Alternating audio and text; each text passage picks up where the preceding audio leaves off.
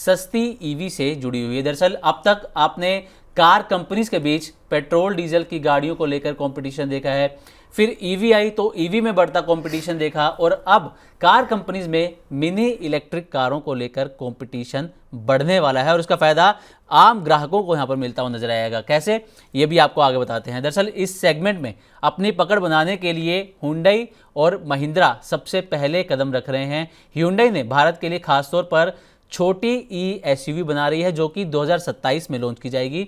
इसी के अलावा जो महिंद्रा है वो भी नए प्लेटफॉर्म NU.IQ इस पर अपनी छोटी इलेक्ट्रिक एसयूवी लॉन्च करने की तैयारी में है। इसके अलावा टाटा मोटर्स और नए खिलाड़ी जो हैं JSW ग्रुप और विनफास्ट भी 10 लाख रुपए से कम कीमत वाली इलेक्ट्रिक कार लाने की प्लानिंग कर रहे हैं। टाटा की टियागो ईवी पहले से इस कैटेगरी में आती है। JSW का MG कोमेट जो है वो 7.5 लाख रुपए के आसपास उसकी कीमत है। अब विनफास्ट अपने VF3 मिनी एसयूवी को 10 लाख रुपए के नीचे लाने की तैयारी में है। लेकिन भारत में अब भी जो ईवी मार्केट है वो काफ़ी छोटा है। सिर्फ अगर हम देखें तो 2.5% के आसपास ही इलेक्ट्रिक कारें इस वक्त भारतीय बाजार में मौजूद हैं। इसके पीछे वजह वही ज़्यादा कीमत और चार्जिंग नेटवर्क की कमी। लेकिन जैसे जैसे सस्ती ईवी और चार्जिंग सुविधा बढ़ेगी, मार्केट तेज़ी से बढ़ने की यहाँ पर संभावना है। तो सर, सबसे पहला सवाल आपसे ये रहेगा कि अभी तक अगर हम इलेक्ट्रिक व्हीकल्स की, इलेक्ट्रिक कारों की स्पेशली हम कीमत देखें तो कीमत काफ़ी ज़्यादा होती है, जो कि आम ग्राहक अगर हम देखें तो उसकी पहुँच से थोड़ी सी वो बाहर हो जाती है। तो क्या अब इसी मौके को, इसी मुद्दे को जो कार कंपनीज हैं वो भुनाने की कोशिश कर रही हैं, वो बजट के अंदर ईवी ला रही हैं ताकि ज़्यादा से ज़्यादा ग्राहकों को अट्रैक्ट किया जा सके, उन पर अपनी पकड़ बनाई जा सके? नहीं, बिल्कुल। देखिए, सरकार ने जब GST 2.0 को लाने का ऐलान किया 15 अगस्त को, जब प्रधानमंत्री नरेंद्र मोदी ने लाल किले से इस बात का जिक्र किया कि GST में सरकार एक बड़ा रिफॉर्म करने वाली है, और उसके बाद जब टैक्स स्लैब्स को घटा के 18% पे जब कारों को ला दिया गया, कारों को, उसने फिर एक खलबली दरअसल पैदा की ईवी कंपनियों के भीतर जी। अब अभी तक क्या था कि चूंकि ईवी पे 5% GST लगता है, तो ईवी और दूसरे इंसेंटिव भी मिलते हैं। ईवी और जो पेट्रोल डीजल व्हीकल थे, इनके बीच में एक डिस्पैरिटी थी। उसके बाद सरकार ने एकदम से सब्सटेंशियल ड्रॉप कर दिया GST रेट्स को पेट्रोल डीजल गाड़ियों के लिए। अब चक्कर क्या है कि जो बात आप बता रहे हैं कि चार्जिंग का इंफ्रा नहीं है, रेंज की इश्यूज़ हैं, इन चीज़ों को देखते हुए फिर से एक बार IC व्हीकल, जो पेट्रोल डीजल वाली गाड़ियाँ, वो लोगों की पसंद बनते जा रहे हैं जी। मारुति को इसका फ़ायदा हो रहा है क्योंकि छोटी गाड़ियाँ मारुति की बिकने की, जो एक मारुति की जो मार्केट लीडरशिप है, 50% जो हिस्सेदारी मार्केट की चाहती है मारुति, जो उसकी छिन गई, उसके लिए भी मारुति को फ़ायदा अब यहाँ पे होता हुआ दिखाई दिया। और एक बड़ी चीज़ और भी, अभी हाल में ही 2 दिन पहले ही BEE ने, जो ब्यूरो ऑफ इलेक्ट्रिक एफिशिएंसी है, उसने जो कैफे नॉर्म्स है उसमें एक बहुत बड़ी ढिलाई दी, जिसका सबसे ज़्यादा फायदा मारुति को होने वाला है। मारुति इस बात की डिमांड कर रही थी। तो अब जो है पेट्रोल डीजल गाड़ियां एक बार फिर से आगे आ गई, फ्रंट रनर हो गई, और ईवी गाड़ियां फिर से पिछड़ती दिखाई दी।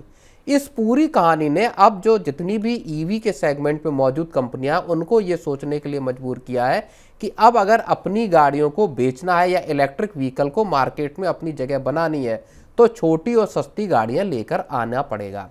अभी पेट्रोल डीजल गाड़ियां और ईवी गाड़ियों के बीच में बड़ा गैप है जी।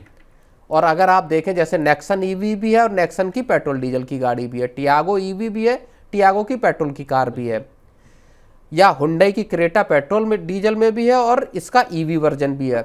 इन गाड़ियों के बीच के प्राइस गैप, जब से ये आपका आया है GST 2.0, तब से इनकी गाड़ियों के बीच का गैप और बढ़ गया है जी। तो इस वजह से अब जो छोटी और अफोर्डेबल ईवी गाड़ियां हैं, इनके लिए कंपनियों ने अब अपना दिमाग लगाना चालू कर दिया है। और उसी सिलसिले में जो हुंडई लेकर आने वाली है अपनी FY27 में लेकर आएगी जो गाड़ी, वो उसकी कड़ी की शुरुआत है। JSW बिल्कुल नया एक अपना JSW मोटर्स पूरा स्टैंड अलोन एक अपनी कंपनी खोल रही है, जिसमें फोकस उनका ईवी पे रहेगा और छोटी गाड़ियां भी उसका पार्ट हो सकती हैं। तो ये अब कहानी एक दूसरी जंग की तरफ बढ़ रही, जहां ईवी वर्सेस पेट्रोल डीजल गाड़ियों की सीधी जंग होगी, जहां प्राइस ड्रॉप होंगे, अफोर्डेबल ईवी आएगी। ठीक है सर, जैसा कि अभी हमने देखा कि जो GST रिफॉर्म हुए हैं, नए स्लैब्स आए हैं, अभी आपने जिक्र भी किया कि जो छोटी गाड़ियां हैं हैचबैक की अगर बात करें या मिड रेंज गाड़ियों की बात करें, तो जीएसटी जो 28% से 18% कर दिया, लोगों को खूब फायदा हुआ और इसका असर सेल्स में देखने को मिला। अगर हम नवरात्रे के पहले दिन की ही सेल्स देखें, जिस दिन से जीएसटी रिफॉर्म भी लागू हुआ, तो चाहे मारुति हो, ह्युंडई हो, रिकॉर्ड सेल इन्होंने पहले दिन की। ये छोटी कारों का इसमें नंबर जो है वो ज़्यादा इसमें रिपोर्ट किया गया। तो अब जो ईवीज आ रही हैं, छोटी गाड़ियां आ रही हैं, तो क्या इन्हीं सेल्स को देखकर, इन्हीं नंबर को देखकर अब इन कंपनियों के हम कहें कि दिमाग की बत्ती जगी है कि भाई हाँ, हमें छोटी गाड़ी लानी चाहिए ईवी में भी, स्पेशली क्योंकि प्राइस रेंज तो काफ़ी ज़्यादा है ईवी के। बिल्कुल नहीं, देखिए सोचने वाली बात यह है कि जब नवरात्र की शुरुआत हुई, जीएसटी 2.0 लागू हुआ, तब एक तरफ आपका फेस्टिव सीजन क्या उत्साह दिखाई दिया कारों के और इसमें जो पेट्रोल डीजल वाली, लेकिन उसी के परिप्रेक्ष्य में अगर आप देखें तो बिजली वाली गाड़ियां क्या नया ऑफर कर रही थी, उन पे क्या नए ऑफर्स आ रहे थे, वहां पे चीजें जाके एक सवाल खड़ा हो रहा था कि भाई मैं पेट्रोल की गाड़ी लेने जाऊंगा, वहां मुझे 50,000 रुपए की छूट मिल रही है, ईवी लेने जा रहा हूं कोई छूट नहीं है, दाम भी पेट्रोल डीजल की गाड़ी से लाख 2 लाख रुपए 3 लाख रुपए ज्यादा है। तो उसने कस्टमर्स को डिस्करेज किया ईवी खरीदने से। जो लोग शायद सोच रहे होंगे कि ईवी खरीदेंगे, वो भी वहां से पीछे हटे और उन्होंने अपनी हैचबैक कोई दूसरी गाड़ी या थोड़ा बजट बढ़ा के एक ठीक ठाक सी एसयूवी खरीदने को तरजीह दी।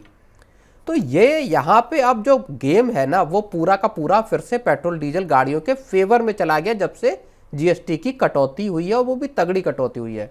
50-52% से कट के प्राइस और इधर आ गए आपके 18% पे। बिल्कुल।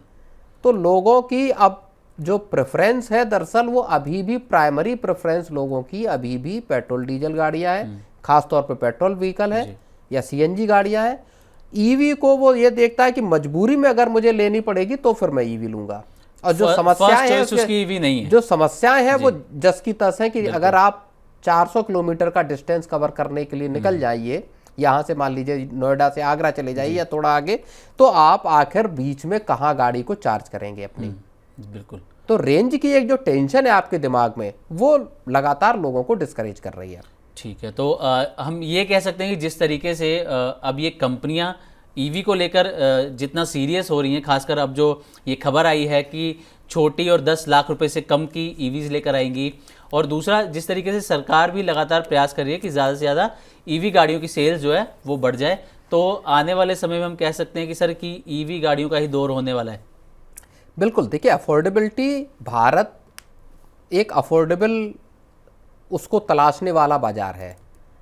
2 प्रोडक्ट रखिए, अफोर्डेबिलिटी को तलाशता है भारत का मार्केट। तो उसमें जब तक आप प्राइसेस को नीचे नहीं लेके आएंगे, तब तक इस मार्केट में सक्सेसफुल होना मुश्किल है। जी, चलिए, तो सर ये तो हमारी बात होगी ईवी कारों पर, स्पेशली जो सस्ती ईवी कार्स कंपनियां लाने की प्लानिंग कर रही हैं।